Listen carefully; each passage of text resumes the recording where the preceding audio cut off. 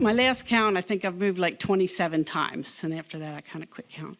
But the first one was when I was like 9 months old, and we moved to the farm where I grew up, so that one I don't remember. But the first move off the farm for me was culture shock, because I moved, sorry, gotta do this.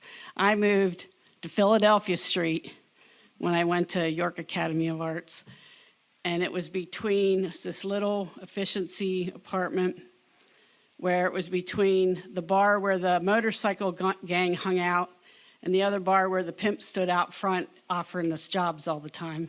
And that was like moving downtown to the city. I'd never been downtown except for to drive the loop. And so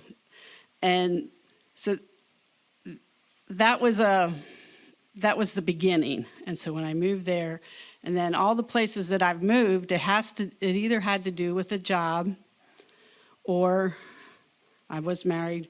And I just figured out the other day, it's been 45 years that I've been by myself or on my own, that we have, like, just like Mina, you have to move forward. And so that move was when I left York, and that was like 30 some years ago. I'm too young to be this old. It's like I can't, how many decades I'm like moving through here.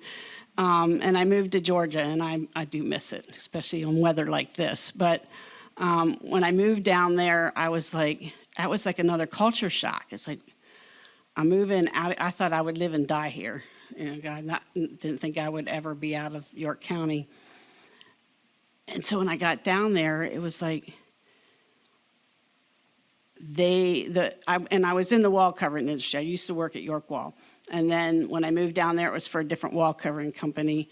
And I traveled a lot, but it was definitely, they talk about the glass ceiling for women.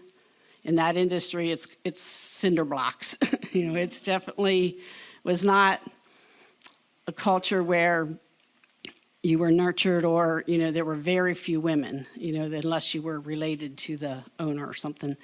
So when I moved, so I was there and I moved a lot for different reasons, different job things, and happened one time my landlord died, so I had to move.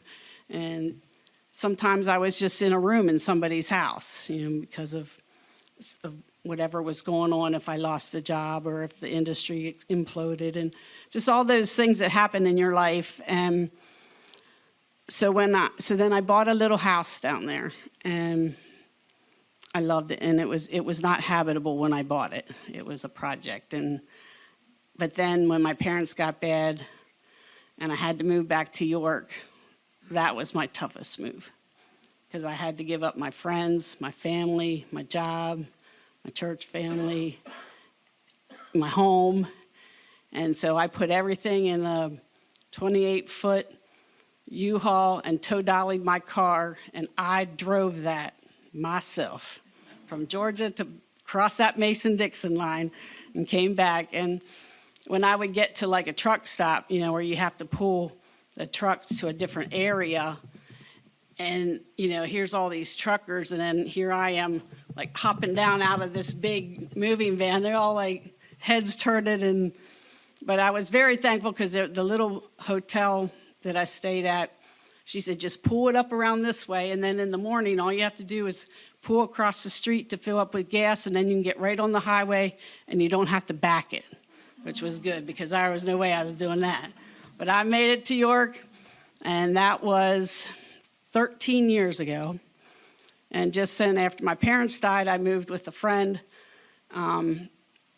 until I got my little house now in Manchester, and I've been there 5 years.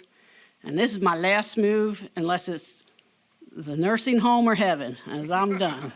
But I love my little house, and I'm involved in the community and everything downtown. I'm not afraid to come downtown anymore, and I love it down here. And so I kind of can come here, and I've met so many friends and just things that I've been able to be involved in. And so, like, make the moves. Don't be afraid to make the moves, because they just take you to the next step.